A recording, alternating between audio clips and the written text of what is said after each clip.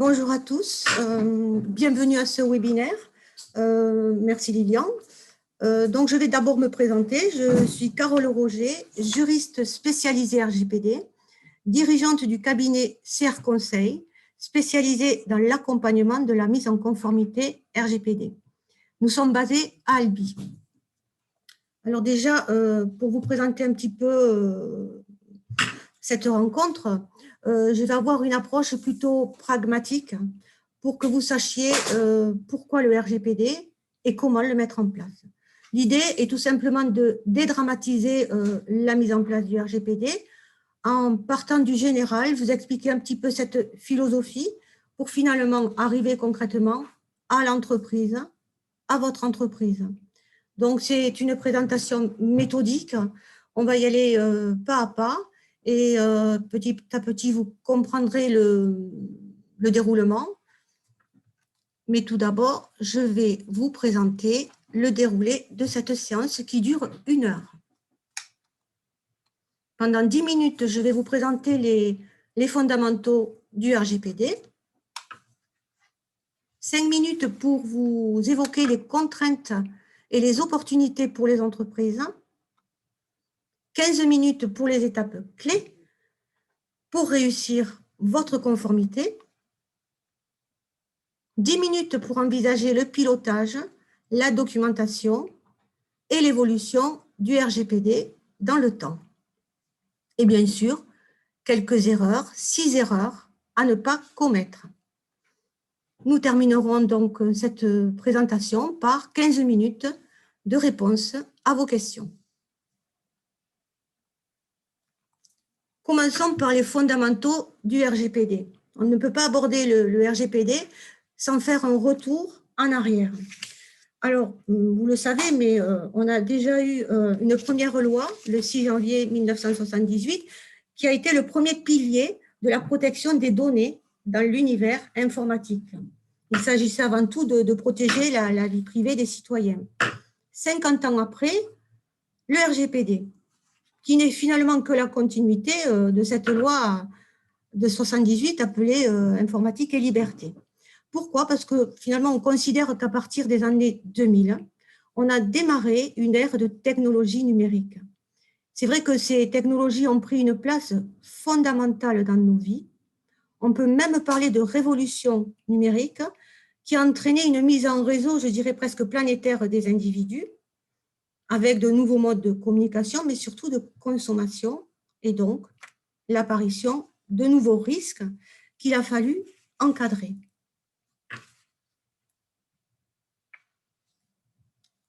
Attendez.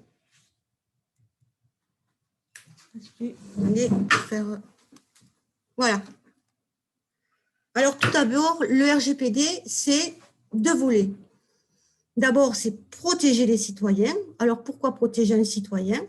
Tout simplement parce que le citoyen qui confie une donnée personnelle à une entreprise doit à tout moment avoir un pouvoir de contrôle sur la donnée qu'il a confiée. Et ça, c'est très important parce qu'on va le suivre tout au long de cette progression. Et puis, deuxième volet, c'est responsabiliser les entreprises. Alors, encore un petit retour. Avant le RGPD, quand une entreprise souhaitait créer un fichier client, elle devait au préalable le déclarer à la CNIL. Maintenant, cette déclaration préalable n'existe plus. La société, l'entreprise est maintenant responsabilisée. Elle doit faire en sorte de sécuriser ce fichier. Et donc, tout au long de la vie de l'entreprise et tout au long de la gestion de ces données, elle devra apporter la preuve qu'elle sécurise les données et que les citoyens, l'individu, a des droits dessus qui sont respectés. Alors, le RGPD, vous le savez, c'est une réglementation européenne qui concerne l'ensemble des pays de l'Union européenne. Alors déjà, on va commencer à entrer dans le vif du sujet. Une donnée personnelle, c'est quoi? Alors, une donnée personnelle a de multiples facettes. On la trouve partout dans une entreprise sous des formes totalement diversifiées Et vous allez voir, je vais vous dérouler toute une série de données personnelles que vous allez probablement reconnaître et même vous dire, ah bon, ça c'est une donnée personnelle. Alors déjà, une donnée personnelle, c'est une information qui se rapporte à une personne physique identifiée ou identifiable. Donc, on exclut tout de suite la personne morale. Voici les données personnelles. Alors, je vous laisse le temps de les voir. Donc, vous avez des données, une carte vitale, une pièce d'identité. Bon, évidemment, les données personnelles basiques sont le nom, le prénom, l'adresse, le numéro de téléphone, l'adresse mail. Mais vous avez aussi beaucoup de choses. Vous avez des données bancaires, des informations fiscales. Vous avez aussi la vidéosurveillance, la géolocalisation. On considère aussi qu'une plaque minéralogique est une donnée personnelle. Vous voyez, même par rapport au support informatique, tout ce qui est stockage de données dans le cloud, ça va être aussi une donnée personnelle qui sera insérée dans un autre élément. Voilà, donc c'est pour que vous ayez vraiment un aperçu. On se rend compte également que certaines données personnelles sont concentrées dans certains services de vos structures, notamment le service RH, que l'on peut considérer comme le pilier de votre entreprise, puisque par rapport à vos salariés, vous allez collecter énormément de données, et des données même que l'on qualifie de sensibles, les données relatives à l'état de santé, etc. Vous voyez, donc je vous le dirai tout à l'heure, mais ces données-là doivent faire l'objet aussi d'une protection accrue.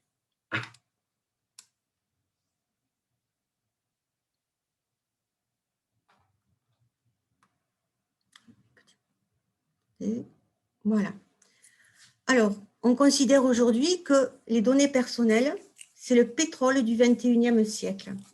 C'est vrai que dans une entreprise, vous avez des données et des actifs immobiliers qui ont leur valeur, mais les données personnelles sont aujourd'hui considérées comme des données et des valeurs qui ont pratiquement la même valeur que les actifs mobiliers ou immobiliers et qu'il faut protéger. Maintenant, on va regarder les personnes qui sont concernées par cette protection.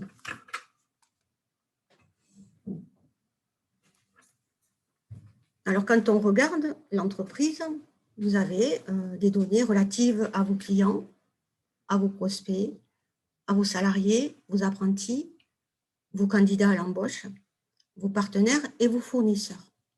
Mais n'oublions pas aussi que nous pouvons avoir aussi des données concernant des personnes vulnérables. Les personnes vulnérables sont, je dirais, les patients dans des établissements de santé, mais également les mineurs que l'on va retrouver dans des clubs sportifs. Et là aussi, la protection devra être particulièrement accrue. Alors, quand on parle de données, forcément, si on la protège, c'est qu'à côté, on a un risque. Un risque lequel? Un risque de perte de données, une faille de sécurité. Alors, on peut perdre de données par rapport à une fraude, une usurpation d'identité, mais la conséquence pour la personne sera quoi? La perte de confidentialité, une atteinte à sa vie privée, et peut-être aussi des sollicitations commerciales abusives. Je prends l'exemple, là, je vous ai pris quelques exemples.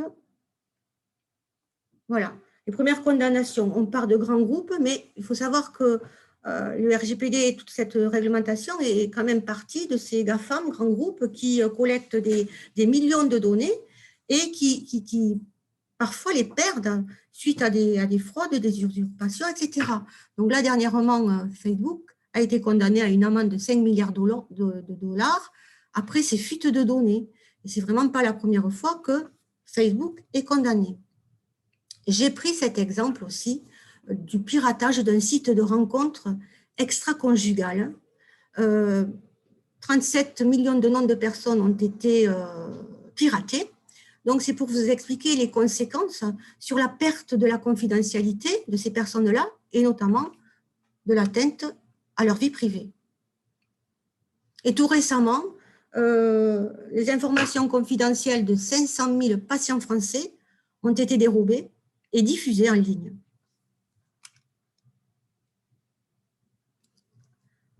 Maintenant, on se rapproche un peu plus du concret pour vous dire qui est concerné par le RGPD.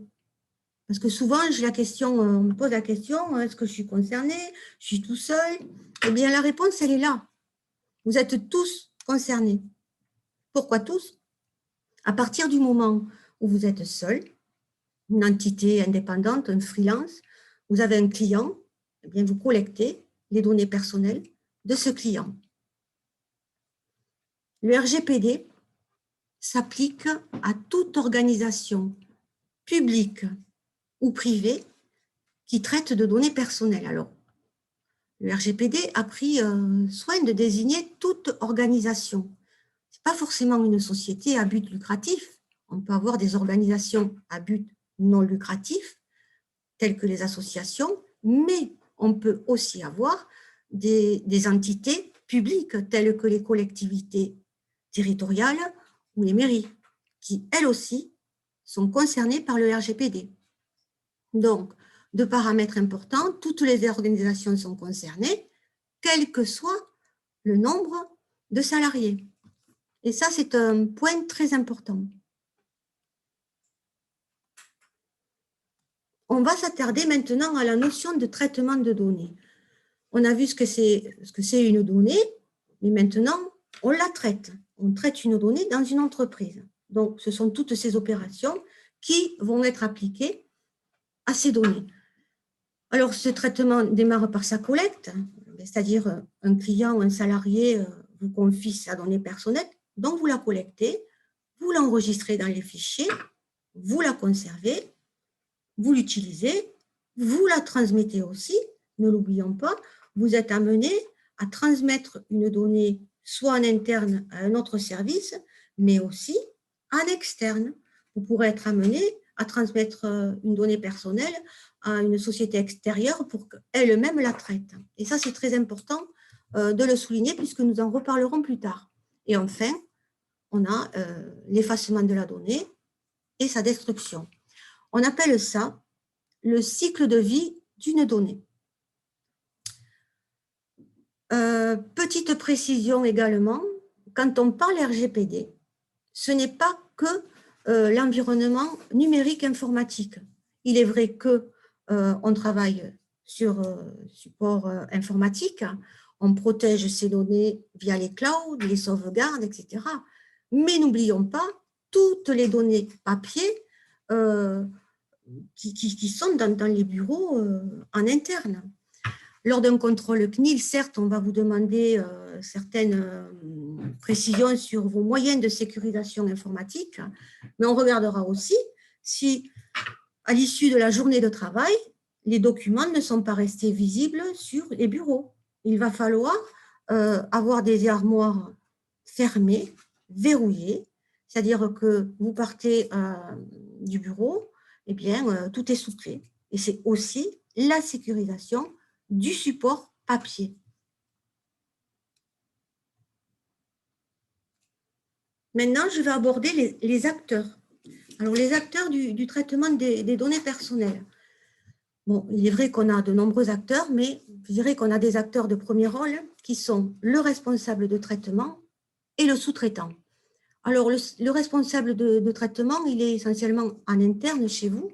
C'est une personne physique qui va déjà déterminer les finalités de ce traitement. C'est-à-dire, les finalités, c'est l'objet. Pourquoi on collecte ces données personnelles? Pourquoi vous collectez les données personnelles d'un client? Eh bien, tout simplement pour gérer son dossier client, suivre les factures, etc. Donc ça, déjà, c'est un acteur incontournable.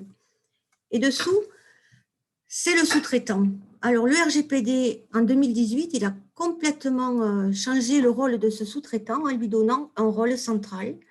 Il est identifié par l'article 28 du RGPD, qui fait partie des articles les plus importants, puisque ce sous-traitant va avoir un rôle actif. Alors déjà, quand on parle de sous-traitant RGPD, ce n'est pas le sens courant sous-traitant, hein. C'est un sous-traitant à qui on a confié des données personnelles. Dans l'absolu, les sous-traitants, il y en a quelques-uns, hein. Je vais prendre les principaux. Votre prestataire informatique qui gère votre réseau informatique est pour vous un sous-traitant RGPD. C'est-à-dire qu'en effet, il a accès à toutes vos données personnelles. Vos éditeurs de logiciels aussi sont des sous-traitants de données personnelles. On a aussi les prestataires web, puisque eux aussi ont accès à vos bases de données. Et à partir de là, on les responsabilise. C'est-à-dire qu'on part du principe que si ces personnes-là viennent à perdre les données que vous leur avez confiées, d'abord, bien sûr, ils seront responsables, mais vous aussi, puisque le RGPD a institué une co-responsabilité avec les sous-traitants. C'est-à-dire que là, à partir de là, il va falloir contractualiser la relation avec le sous-traitant. C'est-à-dire que le sous-traitant s'engage à sécuriser les données que vous lui confiez. Et donc, ça fait partie d'un avenant au contrat de prestation de service qui va réglementer les relations entre vous et lui. Mais en cas de perte de données de sa part, vous êtes protégé. Petite précision aussi, quand on est sous-traitant RGPD de données personnelles, on devra aussi avoir un registre particulier qui s'appelle le registre de sous-traitance.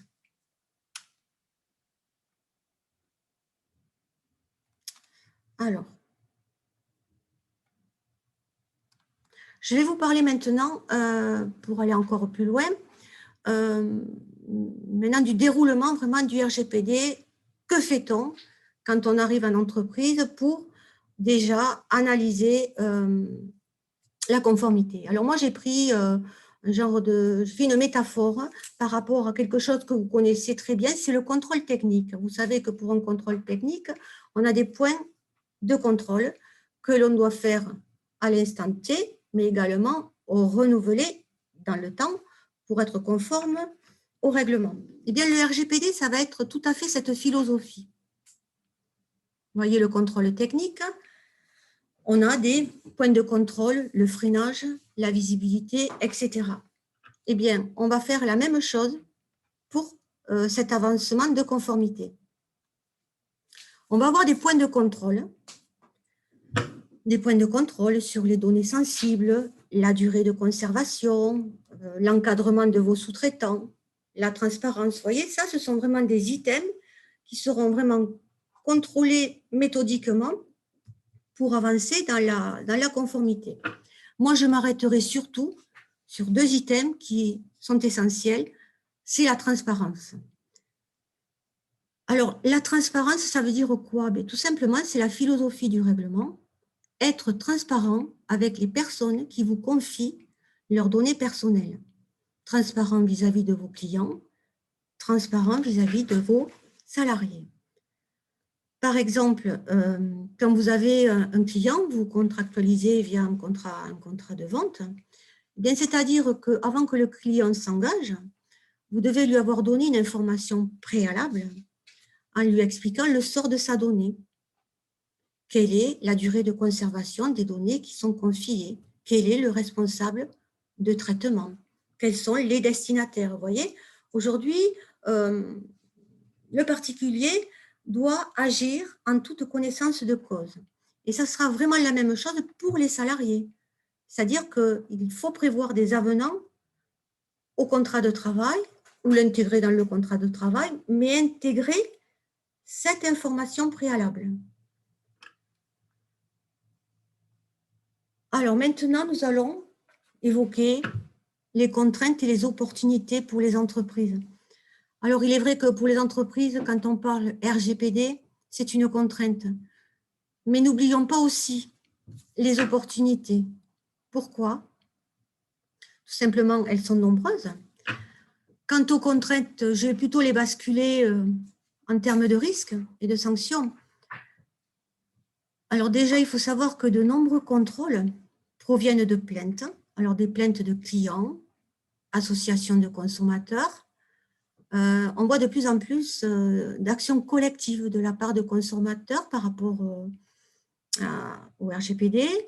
On a aussi des délations de salariés, de concurrents, fournisseurs, partenaires, etc. Vous le savez peut-être, mais les sanctions peuvent être importantes. Alors, vraiment, ces sommes-là, évidemment, on les voit pour des grands groupes tels que Carrefour. On a pas mal d'exemples. Par contre, depuis 2018, ce qui a vraiment changé, c'est que les sanctions sont effectives, proportionnées à l'entreprise et surtout dissuasives. Alors maintenant, nous allons aborder les avantages concurrentiels. Alors tout d'abord, c'est bien sûr améliorer l'image de marque de l'entreprise, renforcer la confiance auprès des clients et des salariés.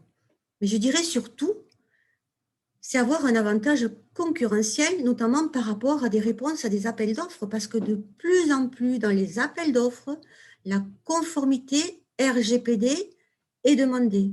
Voilà, donc d'après moi, les 3 premiers avantages sont vraiment essentiels, l'image de marque, la confiance et l'avantage concurrentiel. En dernier lieu, bien sûr, vous améliorerez votre sécurité informatique. Alors maintenant, passons à l'action. On va voir concrètement, parce que c'est le but de ce webinaire, c'est que vous compreniez vraiment de façon simple la première démarche à établir au sein de l'entreprise pour se dire oui, on est déjà passé dans la phase de mise en conformité. Alors, on va commencer à aborder ces différentes phases. Première phase, c'est cartographier les données. Quand on parle de cartographie, c'est faire un état des lieux des activités de votre entreprise. Alors, on va avoir dans toutes les entreprises des activités classiques, une activité ressources humaines, une activité comptabilité, une activité client et une activité fournisseur. Votre premier rôle à vous sera bien, d'identifier toutes les données qui sont collectées pour chaque activité. Alors évidemment, on aura les données classiques, nom, prénom, numéro de téléphone, adresse, etc. Mais n'oubliez pas, je vous le redis, notamment en ressources humaines, qui est un service essentiel, un service pilier, vous allez, souvenez-vous, retrouver des données plus particulières, des données de santé, la carte vitale, peut-être des données relatives à l'handicap du salarié. Donc ça, ce sont des données à ne pas oublier et à lister. Dans les catégories de clients, vous aurez peut-être aussi des données bancaires, ainsi que dans l'activité comptabilité. Mais ça, c'est votre premier travail, votre travail de recherche. On va passer à la deuxième étape, et c'est à partir de là qu'on va poser les items qu'on a vus plus haut en comparaison avec le contrôle technique. Donc ça, ces items et ces questions, elles sont incontournables et indispensables. On va se poser la question de savoir qui est le responsable du traitement. Peut-être qu'en RH, vous aurez, je l'espère, le nom d'une personne qui se nomme même pour gérer cette activité, en comptabilité, en client, en fournisseur, une autre personne, mais parfois vous pouvez avoir plusieurs personnes qui sont responsables de ces traitements. Vous allez devoir identifier les catégories de données, nom, prénom, etc., les catégories de personnes. Par exemple, l'activité client, ce sont des clients particuliers, des clients professionnels. Les supports de la collecte, est-ce que ce sont des supports papier, des supports numériques? Est-ce que vous avez des données sensibles? En général, non. Le oui, c'est pour l'activité RH. À la rubrique transparence et information préalable, là, vous allez dire oui ou non. Est-ce que vous informez préalablement le client ou le salarié du sort de ces données? Alors, rassurez-vous, l'ensemble des sociétés répondent non. Pourquoi? Parce qu'on est dans le début de la conformité. Donc, ça, on ne l'a pas. Donc, on met non. Durée de conservation. Parfois, en effet, vous le savez, vous dites, voilà, ces données, on les conserve 3 ans, 5 ans, parfois 10, 15, parfois on ne sait pas. On donne l'information simplement. Vous voyez, on va faire ça pour chaque point, pour la sécurisation des données, par exemple. Alors ça, en général, c'est soit le prestataire informatique, soit la personne qui s'occupe du réseau informatique. Elle doit apporter certaines réponses à des questions. Est-ce que les logiciels sont mis à jour? Est-ce que les antivirus aussi sont mis à jour? Est-ce qu'on fait des sauvegardes régulières? Est-ce que les mots de passe sont suffisamment forts, échangés régulièrement? Est-ce que vous sécurisez vos postes nomades, c'est-à-dire les portables que vous confiez à vos commerciaux? Est-ce que vous avez des systèmes de journalisation? Vous voyez, il existe une liste de questions auxquelles on répond. On répond oui, non, mais on répond. Alors, une fois qu'on a fait cet état des lieux, que se passe-t-il? Eh bien, on constitue un registre qui s'appelle le registre des activités de traitement. À ce jour, ce n'est qu'un constat, mais toutefois, c'est le premier document qui prouvera votre démarche de conformité en cas de contrôle de la CNIL. On ne peut pas vous sanctionner si vous présentez déjà ce registre. Ça, c'est la deuxième étape. Donc, vous doutez bien que dans ce registre, on a identifié beaucoup de choses qui n'étaient pas conformes à la réglementation. C'est la raison pour laquelle maintenant nous allons passer dans une phase d'analyse. Et cette phase d'analyse est maintenant, qu'est-ce qui ne va pas? Il est essentiel évidemment d'identifier ce qui va et qui ne va pas avec des couleurs. On se doute que le rouge, eh bien, ça ne va pas du tout. Par contre, il y a des choses qui allaient très bien. Vous avez pu identifier les catégories de données, les personnes concernées, les finalités. Par contre, on voit qu'au niveau de la transparence, ce n'est pas ça. Au niveau du recueil de consentement non plus. Voilà, je vous laisse un petit peu regarder ce tableau pour que vous compreniez peut-être mieux en prenant le temps. Voilà, globalement, vous savez, les entreprises qui démarrent dans cette conformité ont pratiquement le même tableau. Alors, je vais maintenant passer à la phase 4 pour vous expliquer qu'on a constaté un dysfonctionnement et on va faire en sorte, dans l'étape 4, de se mettre en conformité avec des actions correctives et avec des outils. Parce que finalement, il existe une boîte à outils qui, en fonction des manques, viendront compléter notamment les zones rouges. Alors, voici l'étape 4. Les étapes 4 sont les actions correctives. Alors, il existe des outils adaptés, appropriés, qui vont venir se greffer sur chaque zone pour finalement les faire passer en vert. Si je prends l'item information et transparence, eh bien là, il existe des courriers, des avenants au contrat, propres RGPD, pour les adapter et les intégrer dans vos propres documentations commerciales, sociales. Vous avez aussi les mêmes documents pour les sous-traitants, pour les recueils de consentement. Vous voyez, c'est une démarche progressive, méthodique, mais qui permet petit à petit de se mettre en conformité. Alors, une chose que je ne vous ai pas précisée, c'est que certes, vous avez constaté dans votre registre qu'il y avait énormément de choses à faire, mais on ne vous demande pas, notamment la CNIL, de faire ça à l'instant T, de le faire pour le mois de mai, le mois de juillet. On vous donne un certain temps. Tant qu'on peut prouver que vous êtes dans cette démarche de mise en conformité, c'est au fil de l'eau que vous allez affiner la conformité avec l'adaptation, avec l'ensemble de ces documents et de ces outils. J'espère que je ne vais pas trop vite et que vous pouvez analyser les différents tableaux que je vous propose. Alors maintenant, abordons le pilotage, la documentation et l'évolution du RGPD.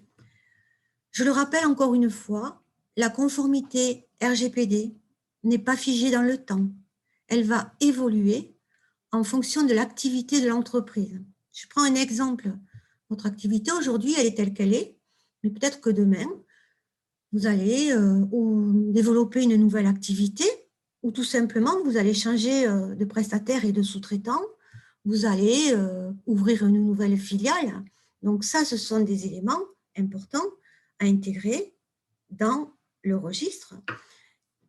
C'est finalement, oui, une actualisation dans le temps. Voilà. Ensuite, ce qui est très important, c'est de désigner un pilote dans l'entreprise. Le pilote, vous savez, c'est un chef d'orchestre dont la mission sera bien sûr d'orchestrer les différentes activités dans lesquelles sont collectées toutes ces données, toutes ces informations.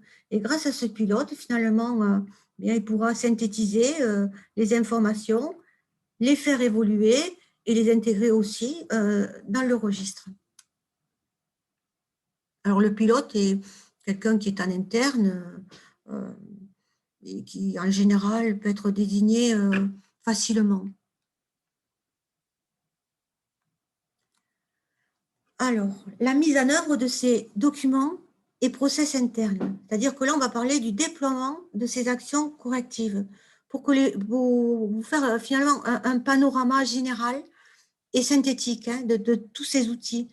Par exemple, bon, voilà, un outil essentiel, c'est l'information préalable, donc c'est ce document qui vous permettra d'être transparent vis-à-vis des clients et des salariés. Mais n'oublions pas non plus les politiques de confidentialité, parce que quand on parle RGPD aussi, c'est bien évidemment les sites web, vos sites marchands, puisque aujourd'hui, les modes de consommation ont changé. On consomme via les plateformes, mais là aussi, vous devez être transparent par rapport aux clients et à l'internaute en rédigeant votre politique de confidentialité qui, bien évidemment, devra expliquer le sort des données que la personne vous confie. Donc là aussi, ce sont des éléments importants qui vous permettront, bien sûr, d'avancer. Si je regarde le volet social sur la gauche, je m'aperçois aussi que le règlement intérieur devra évoluer avec une actualisation RGPD pour une sensibilisation des équipes et du personnel, et bien sûr les avenants au contrat de travail, sans oublier l'actualisation RGPD des chartes informatiques.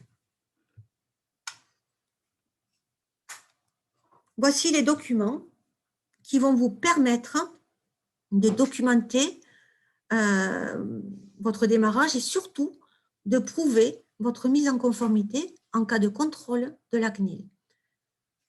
3 registres sont indispensables et je dirais obligatoires. Alors, le premier registre, c'est le registre de traitement qu'on vient de voir, hein, celui qu'on a analysé à travers ces grilles et ces tableaux. On a un deuxième registre qui est le registre de sous-traitants, mais celui-là, il n'est pas tout le temps obligatoire. Il va être obligatoire pour celui qui est qualifié de sous-traitant au regard du RGPD et qui va sous-traiter les données personnelles pour une autre entité. Donc, le registre-là est obligatoire. Vous avez ensuite le registre de violation. Celui-ci, on en parle moins parce qu'il est moins important. Vous savez, on part du principe que dans une entreprise, à tout moment, on peut avoir une faille de sécurité, une perte de données. Là, c'est un registre qui, dès le départ, va prévoir la consignation de l'événement. C'est-à-dire que si aujourd'hui, on s'aperçoit qu'on a une perte de données, un piratage, on va regarder qui est concerné et là, on va devoir consigner l'incident. Généralement, il ne sert pas vraiment, mais il est obligatoire, ce qui veut dire qu'en cas de contrôle de la CNIL vous demandera de lui présenter le registre de violation de données personnelles. Je voudrais maintenant vous parler de la sensibilisation et de la formation du personnel. La CNIL considère que la sensibilisation des équipes est le levier numéro 1 de la mise en conformité RGPD. En effet, vous devez savoir que vos équipes, salariés, collaborateurs, qui sont des opérationnels, doivent acquérir les bons réflexes dans la gestion quotidienne des données personnelles. Et c'est cette action aussi qui va vous permettre de prouver votre démarche de mise en conformité.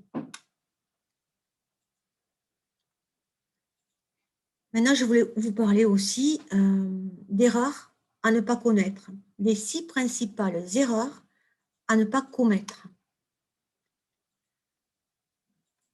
La première erreur, c'est le défaut de transparence. Surtout, ne pas négliger les mentions d'informations préalables sur vos formulaires numériques ou papier. Pourquoi je mets cette erreur? Numéro 1. Alors, je vous précise, la CNIL, vous savez, elle a des feuilles de route chaque année où elle va décider sur quoi elle va prioriser ses contrôles.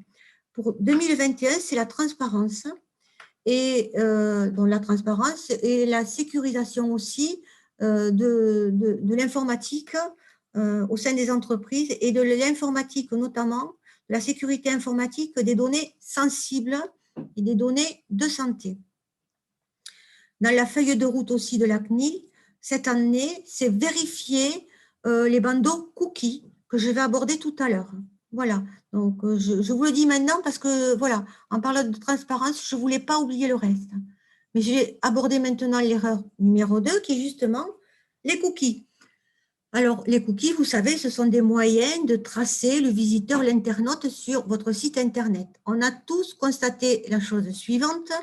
On a tous la facilité d'accepter le cookie, mais quand on veut le refuser, c'est quand même plus compliqué, c'est bien plus long. La réglementation a changé tout récemment. Ça date d'octobre 2020. Aujourd'hui, sur un site Internet, au niveau des cookies, on doit refuser aussi facilement qu'on peut accepter. C'est-à-dire que voilà, on doit voir apparaître sur le bandeau cookie, accepter, refuser. Ça peut même aller refuser en détaillant tous les cookies possibles sur le site. Donc ça, je préfère le préciser parce que cette année, c'est important. Erreur numéro 3, donc je l'ai abordé plus haut, c'est ne pas s'assurer de la conformité RGPD avec vos sous-traitants de données personnelles. Les sous-traitants déjà doivent tenir un registre des activités de traitement effectuées pour le compte de leurs clients, en complément de leur propre registre. Donc déjà, un de vos sous-traitants, vous pouvez très bien leur demander s'ils sont conformes RGPD, et s'ils le sont, eh bien, normalement, ils doivent vous présenter leur registre de sous-traitance. Erreur numéro 4, c'est collecter trop de données. Il faut absolument faire le tri dans vos données. Vous devez minimiser les données collectées et bien sûr éviter, si possible, de traiter des données sensibles. Alors, quand on parle de minimisation de données, je prends l'exemple d'une carte de fidélité sur laquelle on va demander le jour, le mois et l'année de naissance. Si on veut minimiser, l'année de naissance n'est pas nécessaire. Voilà, donc premier objectif, regarder, trier et garder le minimum. D'ailleurs, le principe de minimisation de données est un des grands principes clés, un des items présentés dans les premiers slides plus haut. Erreur numéro 5, c'est ne pas sensibiliser vos salariés. En cas de contrôle, la CNIL tiendra compte des modalités et des contenus de formation qui ont été suivis par vos équipes. Je vous l'ai dit, c'est considéré comme l'un des premiers leviers dans la mise en conformité RGPD. Erreur numéro 6, ne pas respecter les durées de conservation. Alors aujourd'hui, vous ne pouvez plus garder indéfiniment les données. Elles devront être supprimées C'est la raison pour laquelle vous devez vraiment avoir en interne une politique de durée de conservation de données. Il existe d'abord des tableaux qui sont très bien faits et qui précisent ces données.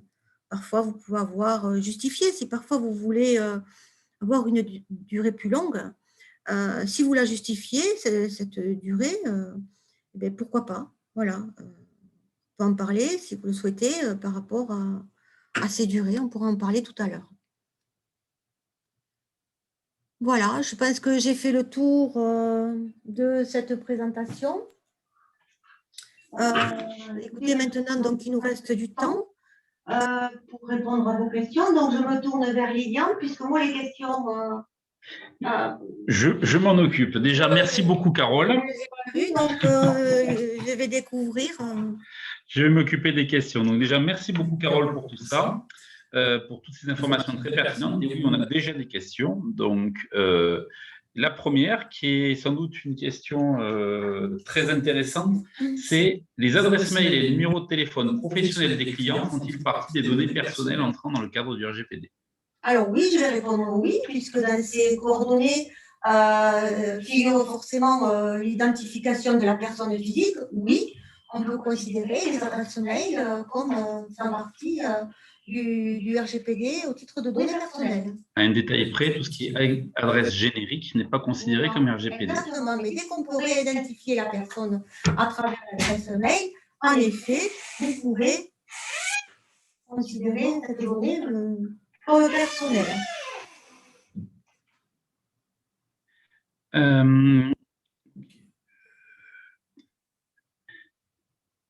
Est-ce que du moment que nos sous-traitants sont en conformité avec l'RGPD, nous sommes couverts par cette conformité? Tout à fait. Alors, d'abord, comment s'apercevoir si le sous-traitant est bien conforme au RGPD? Il ne suffit pas que votre sous-traitant vous dise « je suis conforme au RGPD », il va devoir quand même l'attester. Premièrement, présenter le registre de traitement de sous-traitance, mais aussi la contractualisation de votre relation avec lui, parce que vous savez, l'avenant contractuel qui va vous lier avec lui est bien formalisé, et c'est à partir de là qu'on pourra vraiment se dire, oui, la relation, elle est claire, nette, précise, donc la responsabilité vous concernant sera écartée.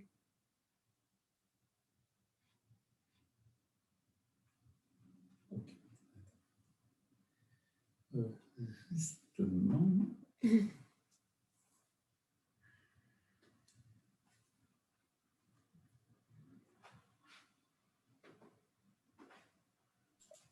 Existe-t-il un avenant type de contractualisation de la réalisation de protection des données personnelles? Des données clients. Oui, par rapport à la relation sous-traitance, par rapport au... Oui, bien sûr, il existe un avenant type. Vous savez, la CNIL a quand même mis sur son site beaucoup de documents. Certes, c'est un peu diffus, hein, tout est un peu éparpillé, mais il existe des documents types à actualiser et à affiner en fonction, bien sûr, de l'entité, de votre activité et de l'activité, bien sûr, du sous-traitant. Ce sont des modèles types, oui. Est-ce que pour les tableaux de cartographie des données, c'est des éléments du registre? Oui. Ce sont des éléments, oui, que l'on va retrouver dans les registres. Alors, une chose que je vous dis aussi, c'est que la CNIL n'a pas donné un type de registre obligatoire, hein, mais par contre, on va devoir retrouver tous les items que je vous ai proposés, que je vous ai indiqués tout à l'heure. Donc, une question qui va avec tout ça, il n'y a pas de registre type ni de cartographie type. Elle est spécifique à l'entreprise. Si, on va pouvoir se baser sur un registre type quand même avec le type de données parce que toutes les entreprises vont devoir suivre la même trame. Hein, quel type de données, combien de temps, etc. C'est par la suite, quand on cherche à affiner, quand on va aller vraiment plus loin par rapport à nos relations avec les partenaires de l'entreprise, hein, là vraiment, ça va devenir personnalisé à l'activité.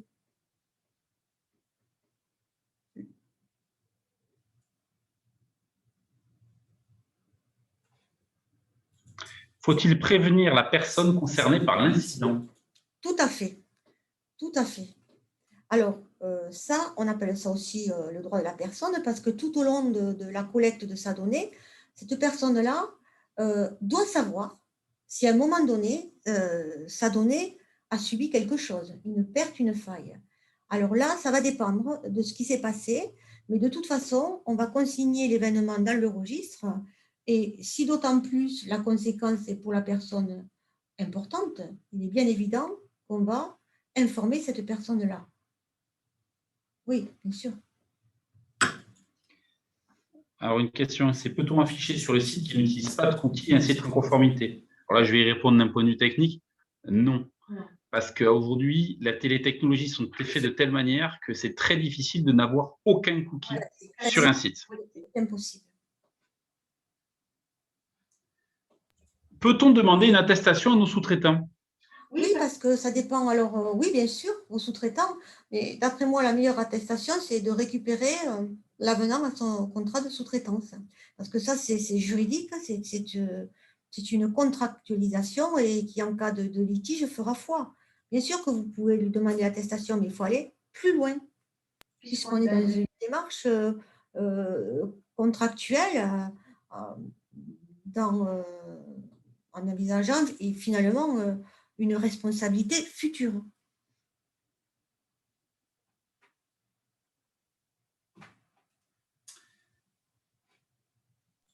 Là, juste pour information, pour ceux qui partent, je vous ai mis sur le chat le questionnaire satisfaction. Donc, si vous voulez me laisser des éléments, des questions, ainsi de suite, n'hésitez pas à remplir ce formulaire. Une question un peu spécifique sur l'hôtellerie, je sais que tu ne pourras pas y répondre totalement, mais il nous arrive de conseiller des infos et des goûts des clients afin de les satisfaire. Comment peut-on demander le consentement des clients? Alors, ça dépend par quel biais, par quel support vous allez demander ces informations. Voilà, c'est vraiment, il faut partir du principe, la personne vous a confié ces informations, ces données personnelles pour un objectif. Mais déjà, première étape, comment ont été transmises ces données? C'est à partir de là qu'on va voir ce qu'on va leur demander et comment on informe finalement la finalité de la collecte. Oui, donc on est dans une logique un peu de cas par cas pour voir comment c'est du cas par cas. Tout est possible, mais en amont, il va falloir quand même expliquer certaines choses à ses clients. Le principe de transparence et l'équité. C'est le principe de transparence. Alors, existe-t-il une formation support existante pour sensibiliser nos salariés au RGPD? Alors, je vais y répondre. Il n'y a pas vraiment de formation support, mais aujourd'hui, vous allez trouver des gens qui vont vous proposer ce type de service, comme la Chambre de commerce ou justement Carole. Et par expérience, c'est bien que ce soit un tiers qui le fasse parce que le message passe beaucoup mieux. Peut-on avoir un tableau résumant et précisant les durées de conservation des données? Oui. Oui, oui. Alors, pour information, la CNIL a déjà créé un document sur la conservation des données. L'État s'est ainsi en train de remettre à jour sur beaucoup d'éléments sur la conservation des données. Et il ne faut pas oublier qu'il y a des données, c'est vous qui allez en déterminer le temps. Oui, parce que peut-être qu'en interne, dans certaines sociétés, la loi nous impose certaines durées maximales, mais par rapport à certaines situations concrètes internes, on va pouvoir justifier que ces données, on les conserve un peu plus. Et donc, si on peut légitimer, expliquer et motiver cette durée, c'est tout à fait possible. Donc là, après, je vais annoncer une mauvaise nouvelle à Olivia. Il n'y a pas vraiment de modèle type. La CNIL n'a rien mis en place en termes de modèle type. Elle a juste mis un registre type éventuellement. Oui, on a quand même le registre qui peut quand même, c'est un bon point de départ. Hein. Oui, mais Olivia nous parlait de tout ce qui était courrier, lettres et ainsi de suite. Il n'y en a pas. Elle est dans quel secteur d'activité, Olivia? Elle va me répondre. Est-ce que je vais voir s'il me répond, Olivia?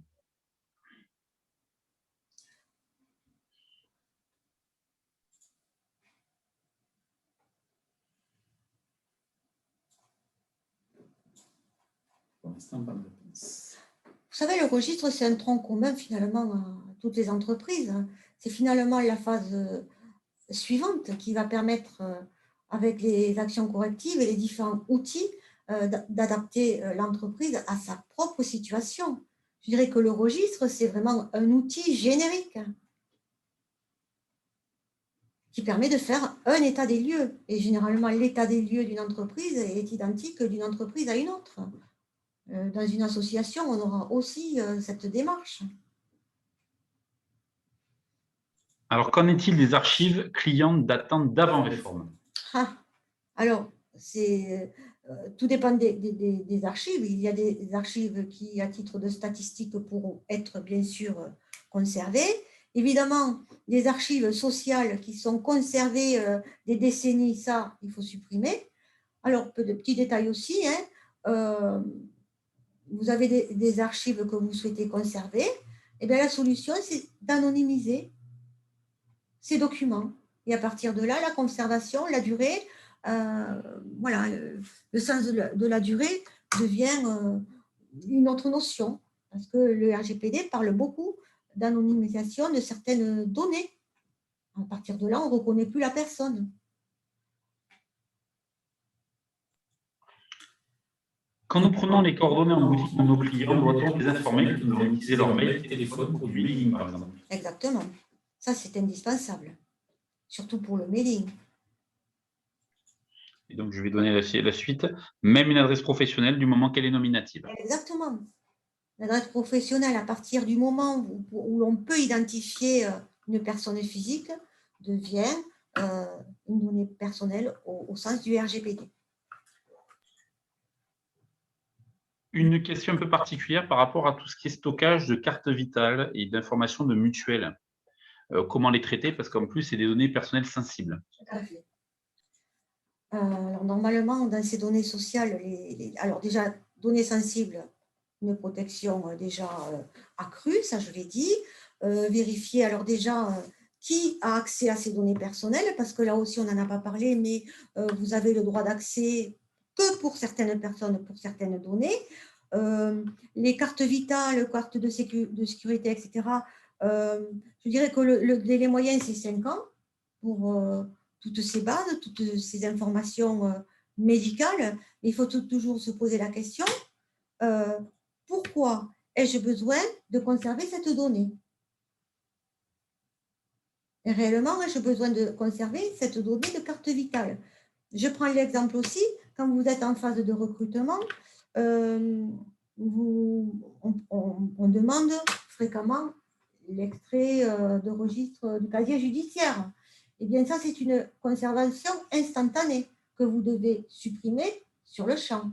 Vous constatez l'extrait en question, très bien, on supprime.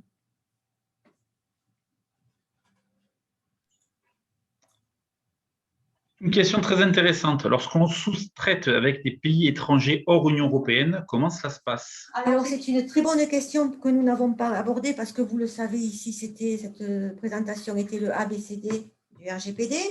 Alors, pour toutes les entités européennes qui vont sous-traiter les données hors UE, alors là, évidemment, c'est encore un pan du RGPD qui est très important parce que déjà, nous devons cibler le pays parce que vous avez des pays qui ne respectent absolument pas la réglementation et la philosophie RGPD. Et à partir de là, eh bien, nous avons aussi des recommandations et des process aussi à respecter pour vérifier l'état du pays et de sa réglementation. Voilà, mais ça, c'est au cas par cas. Tout dépend du pays.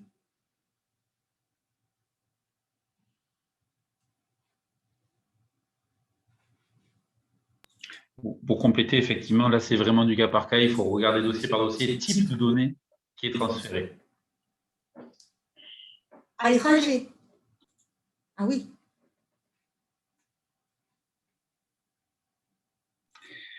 Une question à laquelle je vais répondre. Comment se désabonner des cookies une fois qu'on les a acceptés? À aujourd'hui, on peut aller directement dans le navigateur supprimer des cookies, Oui. mais normalement, avec la législation en cours, on doit pouvoir revenir à tout moment sur les cookies acceptés pour pouvoir ensuite les modifier. Alors, je rajouterai que vos prestataires web ont un rôle central à jouer, puisque c'est eux qui vont actualiser vos pages web et se mettre en conformité par rapport à ça.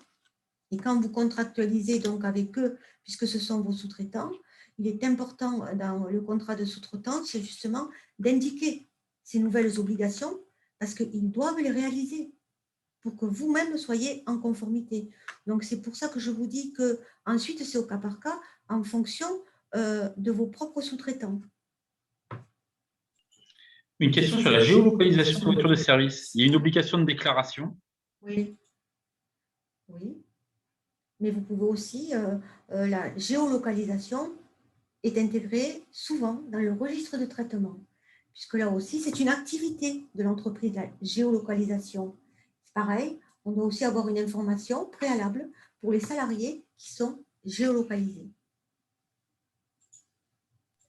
Donc, on en revient vraiment sur le fait qu'il y a une sensibilisation importante des salariés et des traitements de leurs données. Tout à fait. Question très intéressante. Si on envoie le courrier à des sous-traitants et qu'ils ne nous répondent pas, quelle posture adopter? Alors moi déjà, j'ai un courrier qui est déjà à tout prêt à envoyer au sous-traitant. Il a un délai de réponse et à l'issue de ce délai, bien sûr, si la réponse n'est pas reçue, ce sera un autre courrier qui indiquera quand même que les relations que nous avons avec ce sous-traitant ne pourront peut-être pas se poursuivre. Et c'est même un conseil. Parce que, dans l'absolu, vous ne pouvez pas poursuivre une relation avec quelqu'un qui n'est pas conforme. Donc, le sous-traitant qui ne vous répond pas, c'est déjà une suspicion de non-conformité. En complément de ça, aujourd'hui, dans les marchés publics, de plus en plus, on va demander une sorte d'attestation RGPD en plus de tout. Tout à fait. On le voit de plus en plus. Est-ce qu'il faut préciser sur une facture que les informations personnelles du client seront conservées? Non, parce que la facture est un document légal. Oui. C'est l'intérêt légitime. Donc ça, c'est une base légale qui permet de ne pas demander, de proposer cette information. Bien sûr, là tu as déjà répondu, mais on va remettre un focus dessus. Doit-on mettre en place une traçabilité suivie des destructions de données? Tout à fait. Parce que vous savez, je vous ai parlé de cycle de vie de la donnée. Donc, il y a la naissance, on la collecte, mais on va devoir la tracer jusqu'à sa destruction. Alors, on peut même vous demander à un moment, mais vous l'avez détruite? Oui, mais comment? Alors, ça, c'est le problème. Alors, si vous avez des données papier, on a des destructeurs de documents. Mais attention, il faut un destructeur de documents aux normes de la CNIL, voilà, qui atteste la bonne destruction. Et puis ensuite, vous pouvez avoir des sous-traitants de destruction de données personnelles. On en a ici dans la région. Donc, vous voyez, ce seront vos sous-traitants de données personnelles. Et ensuite, on peut avoir le problème aussi de la suppression des données numériques, qui est un problème déjà plus complet et plus technique. Eh bien, sachez que ça existe aussi. Nous avons ici, même dans la région, des sociétés spécialisées dans la destruction de données numériques qui attestent via un bordereau que la destruction a été réalisée. Là, petit complément, pour tous ceux qui nous rempliront questionnaire de satisfaction, et j'aurai votre autorisation, on vous enverra des documents complémentaires, donc un modèle de registre, quelques petites choses en plus.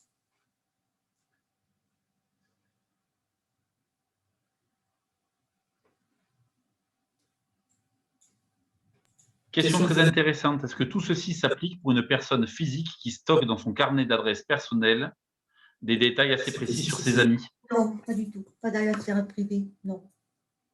On est bien d'accord, le RGPD s'applique dans tout ce qui est associatif, administratif et entreprise.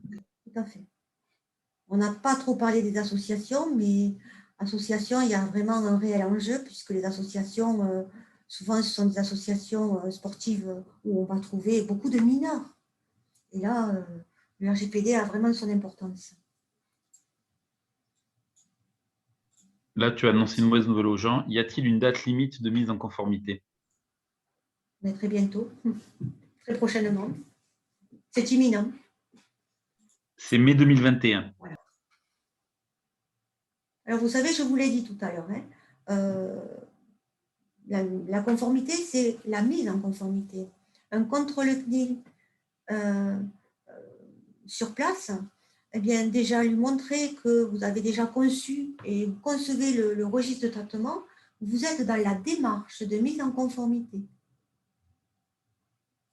Même si ce n'est que le début de la collecte de données. Alors, il y a une question que je vais répondre sur la côté anonymisation. À quoi ça sert d'anonymiser? Alors, aujourd'hui, c'est très intéressant à des fins statistiques. Tout à fait. Pour qu'on puisse garder des statistiques, les exploiter, mais justement en enlevant la logique de nom. Bien sûr. Question sur la destruction très intéressante. Cela veut dire qu'il faut détruire tous les bulletins de paie pour le service RH. Oui.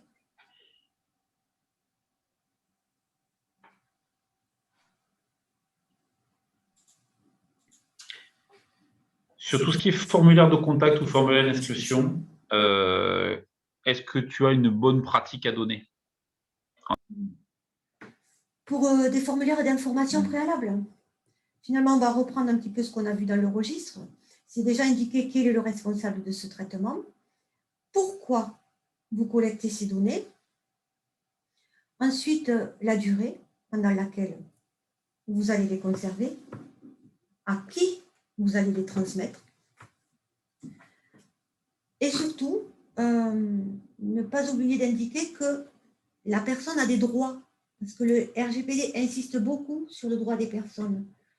Aujourd'hui, vous savez, si quelqu'un vous dit, vous appelle, moi, la donnée que vous m'avez confiée, que je vous ai confiée, je veux la supprimer, je veux la modifier.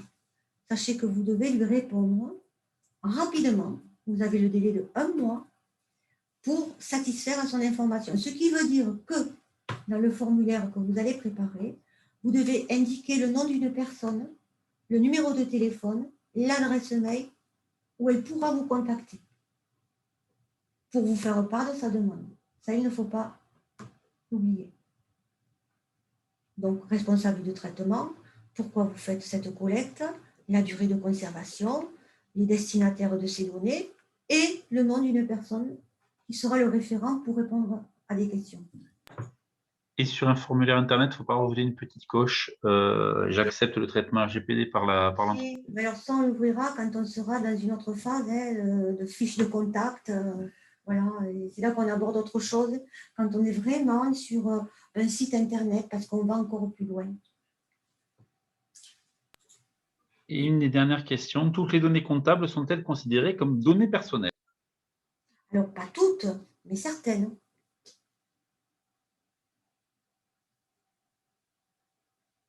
On va les relever dans le registre, bien sûr. Le RIB. N'oublions pas aussi que quand vous collectez des données personnelles d'une entreprise individuelle, on retombe dans la donnée personnelle parce qu'une entreprise individuelle n'est pas une société, c'est la personne elle-même. Hein. On a une confusion des deux personnes. Donc attention, quand on collecte certaines données, même comptables, quand elles viennent d'une personne physique, entreprise individuelle, on va pouvoir la considérer comme données personnelles. Une question sur les CV. Quand on reçoit un CV par mail, doit-on marquer sur le registre sa mise à la poubelle? C'est-à-dire, on le met sur le CV, puis on le renvoie à la personne pour l'indiquer? Non, l'idée, c'est plutôt de se dire on reçoit un CV et après la destruction de la donnée. Comment... Alors, il faut savoir qu'un CV, on doit le conserver pas plus de 2 ans. Il doit être détruit. C'est la durée maximale. Si vous voulez conserver davantage le CV parce que le profil vous intéresse pour un futur proche ou lointain, vous devez recontacter la personne pour lui redemander l'autorisation de le conserver. Alors, on a à nouveau une question sur les outils de géolocalisation sur les voitures. Je pense que là, on est sur quelque chose de très spécifique qui demanderait quand même à être remis dans un contexte un petit peu particulier. Donc, c'est sûr que là, désolé, on ne va pas pouvoir trop y répondre parce que ça va dépendre aussi du type de contrat, des salariés, de plein de choses et aujourd'hui un petit peu complexe. Oui, la durée de destruction, il va falloir un peu avoir un document type où on dit combien de temps on garde quoi. Et expliquer comment on fait cette destruction. Oui. Avez-vous d'autres questions? Parce que nous arrivons à la fin du... Avez-vous d'autres questions? Parce que nous arrivons à la fin du webinaire, encore 1 ou 2 minutes, mais pas, allez, il nous reste 1 ou 2 questions. Sinon, déjà, merci beaucoup. Merci à Carole. Merci à vous d'avoir participé. Écoutez, merci à vous tous. Merci pour votre attention. Puis n'hésitez pas, si vous avez besoin d'informations complémentaires, je reste à votre disposition. Alors, Je vois une question qui est intéressante. Une donnée client peut-elle peut-être gardée plus de 10 ans si nécessaire? Une données clients. Par principe, non, mais on va justifier. Normalement, le temps de la relation commerciale, on va dire 5 ans, mais pourquoi pas? Ça dépend le secteur d'activité. Ça dépend la légitimité et le contexte. Mais suivant le cas, oui, oui, oui. L'idée, c'est de ne pas se dire je conserve indéfiniment, je n'ai pas de politique de conservation. C'est déjà de constater qu'en interne, vous avez une politique de conservation que vous pouvez justifier. Arnaud, je réponds à ta question directement. Aujourd'hui, il n'y a pas d'outil miracle. Il va falloir vraiment adapter l'outil de sécurisation vraiment à votre fonctionnement et voir ce qui fonctionne le mieux. Sécurisation informatique. À un moment donné, il y a peut-être une logique aussi de certification des mails qui peut être aussi une solution. Tout à fait. Je propose ça également, oui.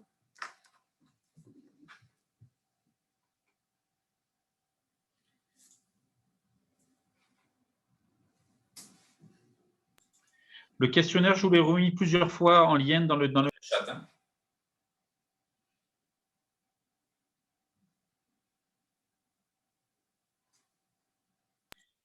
Alors, petite information pour la conformité RGPD des sites Internet. Je suis en train de travailler avec un groupe de travail régional sur un autodiagnostic et avec toutes les questions qu'il faudra vous poser. Donc, pour ceux que ça intéresse, je pourrais vous transmettre le lien vers l'autodiagnostic.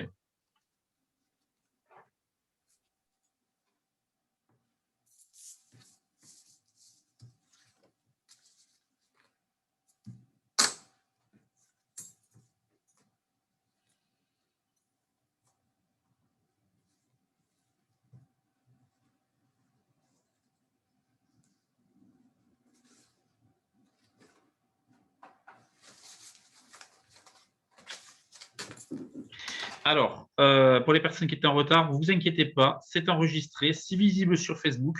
Remplissez-moi le questionnaire de satisfaction et comme ça, je vous le reverrai directement automatiquement. Et pareil pour ceux qui souhaitent avoir l'autodiagnostic quand il sera sorti, merci de le préciser au questionnaire de satisfaction, ça sera plus simple. Merci beaucoup.